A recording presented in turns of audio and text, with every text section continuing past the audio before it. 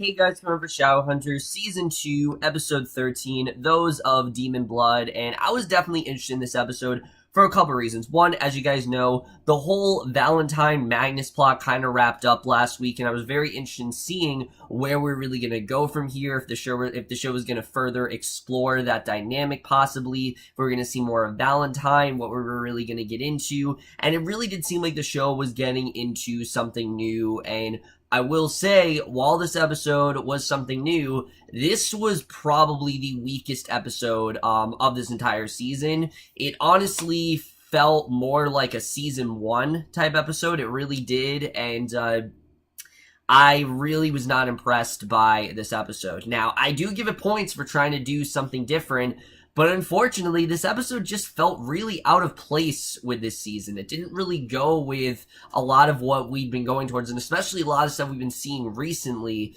doesn't really make an appearance this episode. Just kind of felt like it was shoehorned in there. But let's just get into this episode, because I do want to talk about it. There were still some things I really did enjoy. There were some things I thought were very well done. But for everything I liked, there were things that I didn't like, and I'm going to get into that right now.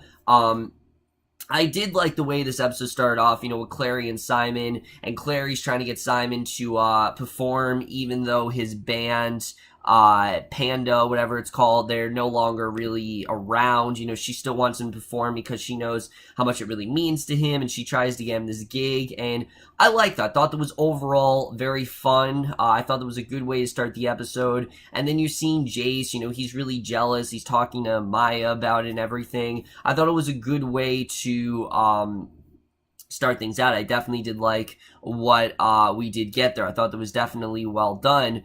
Unfortunately, we didn't focus enough on this. I felt like we could have focused more on the whole Simon wanting to perform element, but instead we get this really convoluted mystery where immediately we see this, they're face to face with this mutilated Shadowhunter. There are pieces of the victim's flesh, runes and all, littering this dark alleyway, and it's to be believed that the Shadowhunter was killed by a werewolf, and we don't really know what's going on here. I was thinking maybe this could possibly be Luke, because we know Luke before, he's done things and he doesn't remember, so I thought maybe that's what we were getting into here, but basically this ignites the Downworlder versus Shadowhunter war. As we know, these two sides have tried to come together, and now this is just getting them to turn against each other, because, it seems that the Downworlders constantly are betraying the Shadowhunters, and they obviously can't come to that truth. So, I did think this was overall a good setup. I definitely will say that. But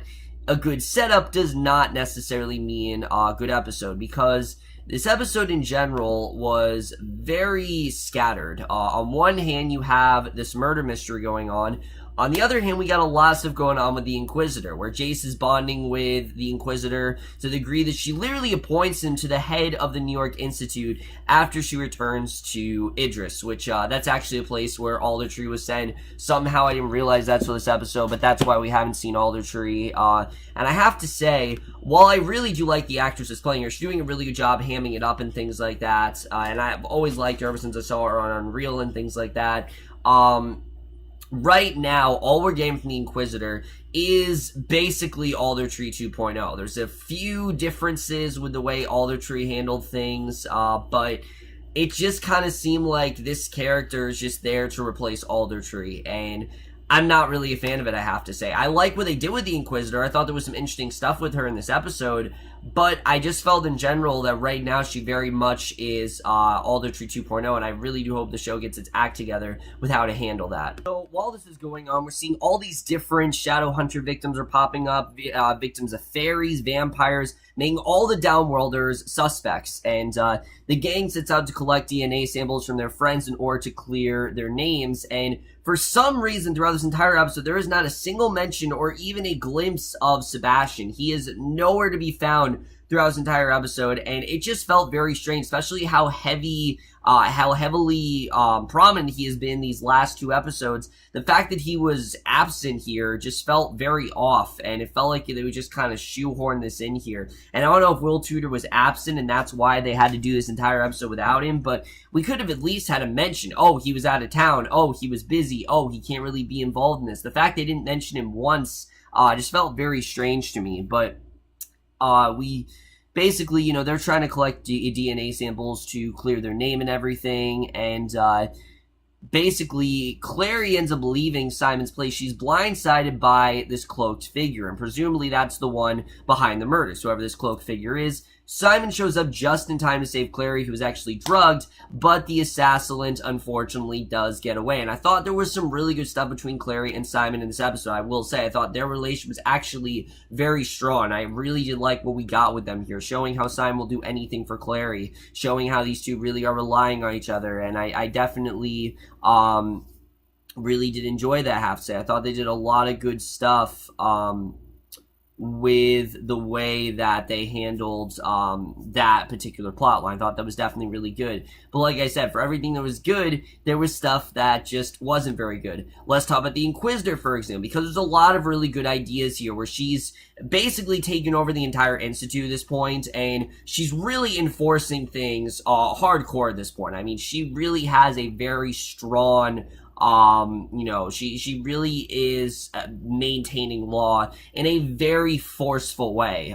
You know, she's cracking down harder on all downworlders, including unjustly Simon. I mean, just because of the fact that he is a vampire, she's automatically targeting him, even subjecting him to be in prison, which is absolutely ridiculous. But you can kind of understand why she's doing this, and something like that I thought did kind of make sense, and I actually did like where that plotline went. Unfortunately, like I said, it just is a little bit too convoluted when you got that and the mystery and all this other stuff going on. It just felt like this episode couldn't really make up its mind what it really wanted to focus on, and the Clave rules even harder behind her control, instituting a forced chipping of all downworlds so that the Shadowhunters can track them, and basically, Jace goes to the bar to try and involuntarily chip Maya, because he feels that Maya has to be, you know, somewhat victim to this. Like, not victim, she has to be somewhat guilty for this. Like, definitely she could be one of the people involved, and I like this. You know, we've set up very well that Maya and Jace absolutely despise each other, and there's this great scene where they start fighting,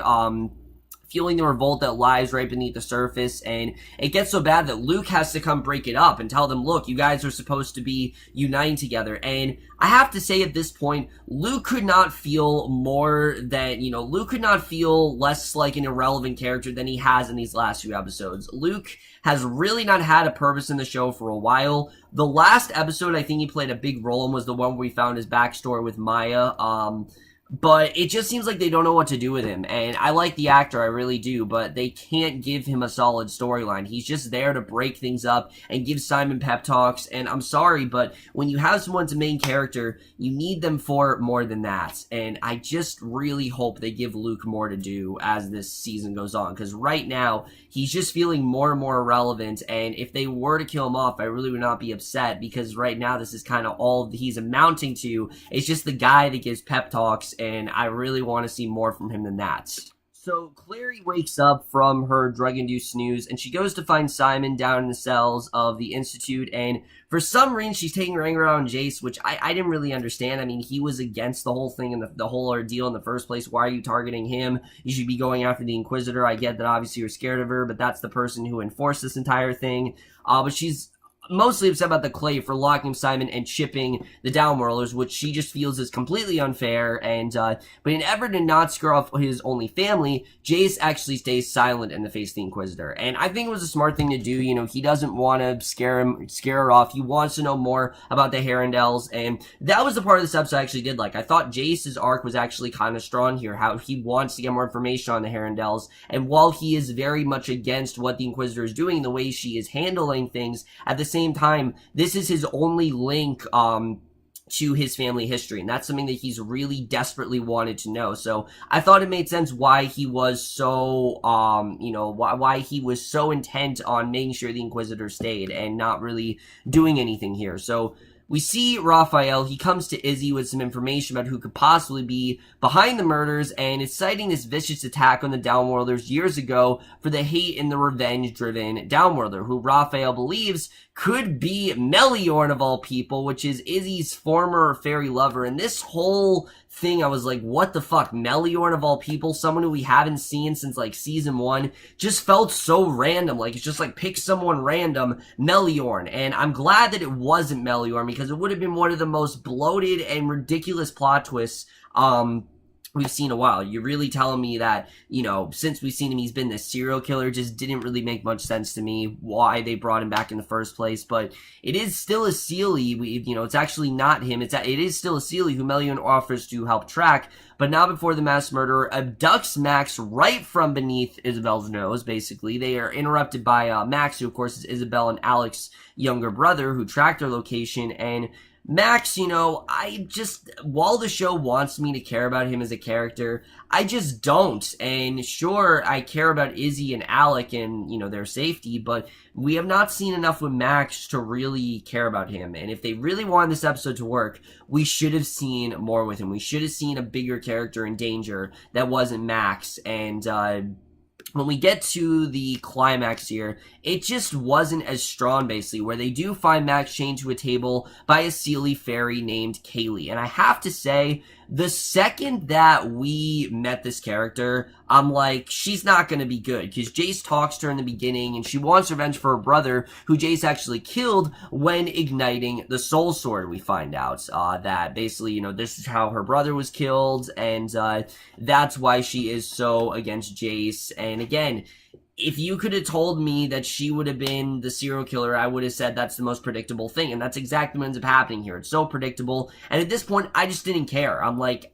whoever, honestly. I didn't care who it really ended up being, just whoever. And after a brawl, Izzy stabs her right through the heart with her seraph blade, and she's dead. So I found this whole thing to be completely pointless. I mean, Kaylee's dead. You know, Izzy obviously killed her. What was the point of this entire storyline? I don't really understand it. And upon their return to the Institute, Jace realized he isn't meant for a leadership position, which I actually really did like. I like the way this was done. He actually bestows it upon Alec, who it should have gone to from the beginning, really. I mean, Alec was the one who really knows what he's doing, and I thought that was definitely really strong the way that was done.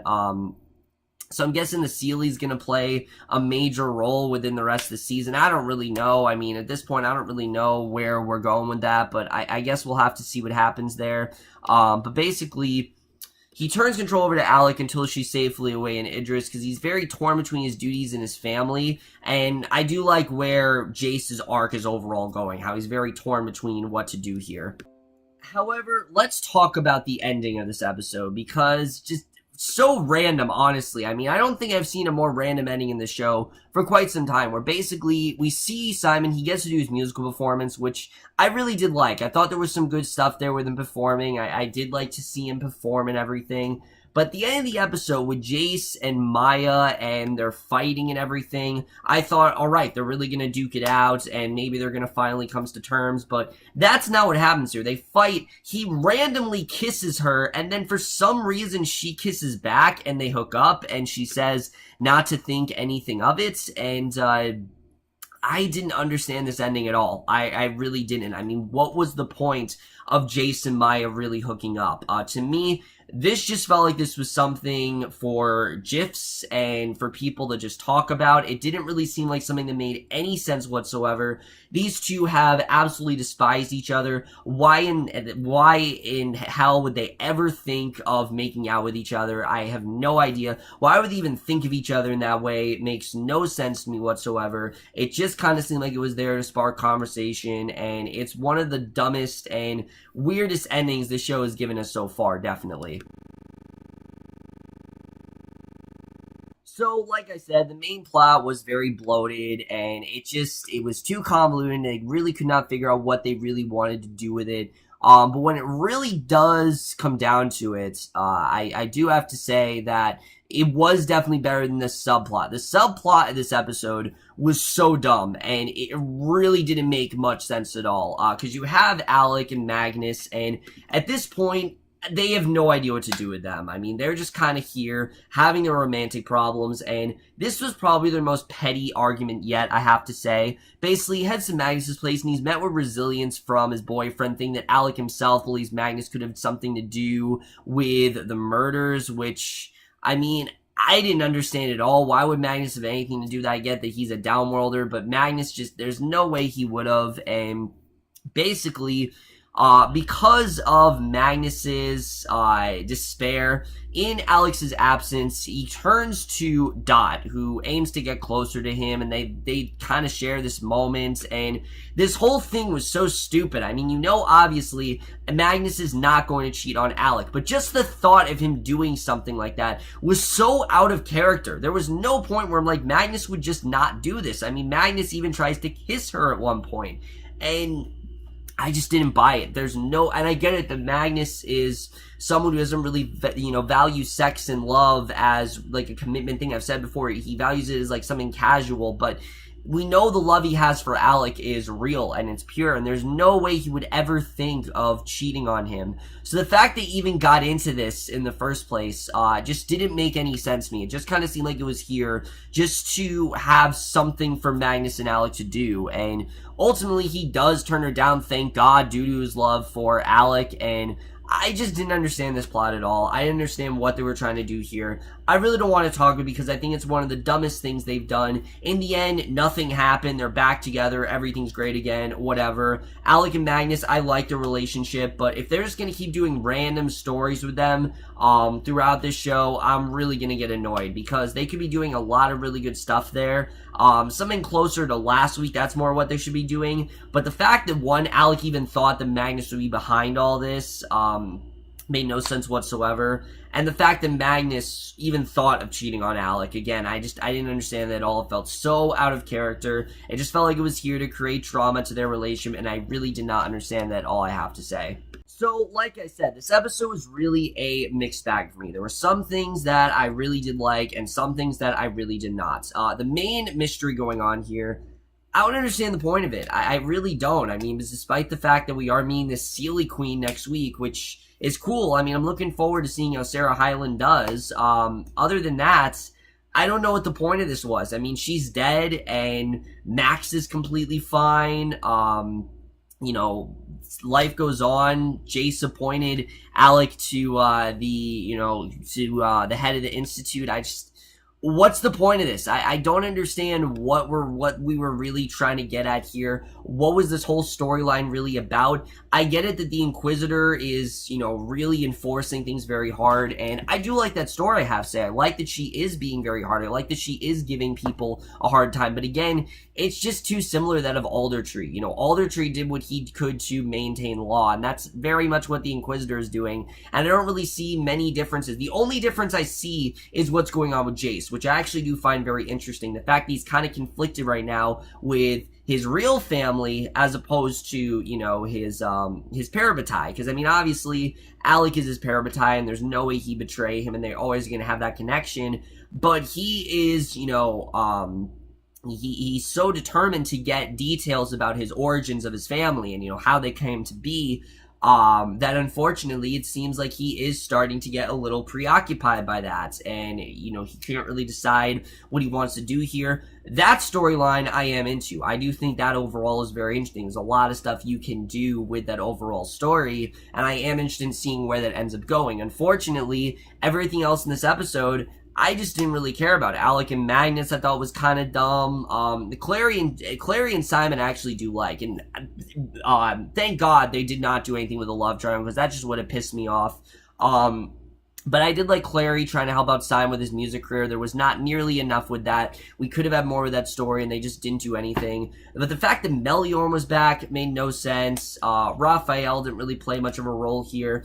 And no Sebastian, no Valentine, no mention of really that much of anything that happened. We didn't talk about Simon really being, we didn't really talk about him being a daywalker. The only mention we got of that is that we have a few people that want to join his clan, supposedly, so I don't know where that's really going to go. Other than that, guys, this show is really not impressing me as of late. I liked the last two episodes, but if they're going to do, again, I'm worried they're going to have the same problem that Supergirl Season 2 did. And yes, Supergirl Season 2 did redeem itself towards the end, but for a while, it was very directionless, and I'm hoping that this season does not follow that. But right now, it kind of seems to be going into that direction, and I'm hoping that the show does start to have more of a recurring plot, because I just think the show is better when it's not episodic. The show is better when it has a recurring plot. It heightens the stakes. It gives us more for the characters to do. And when you have something so random, just like a serial killer, which was a cool idea, but when you have something like that and then you just kill off that character, it not only makes it feel pointless, but it makes it feel like they don't really know what they're doing. They're just kind of throwing whatever shit they have at the screen. And I really do hope that the rest of this season does pay off, because this episode in general just really wasn't that great. I didn't hate this episode, but it just, compared to everything else we've gotten, it was very weak. And I am overall going to give Shadowhunters Season 2, Episode 13, Those of Demon Blood, unfortunately, a 2.5 out of 5, or a C. So over, guys, made this episode of Shadowhunters. Let me know what you guys thought of this episode overall. Loved your thoughts on it. Like I said, definitely a disappointing episode. Not nearly as good as I think it could have been. Hopefully next week's is better. It does look like it is going to be somewhat better. We're going to meet the Sealy Queen, and hopefully things are better there. But that's in my review. Hope you guys enjoyed it. And my next video will be for Better Call Saul, which, guys, I have almost an entire season to catch up on with that. My next 9 or 10 reviews will be for every episode of Better Call Saul, so definitely look forward to that. There's no way I can review that show as a season. I have to review it individually. So my next review will be for episode 2 of Better Call Saul, and then you can look forward to the next 8 reviews being, for the last 8 episodes of the season, and I will see you guys for that. Okay, bye.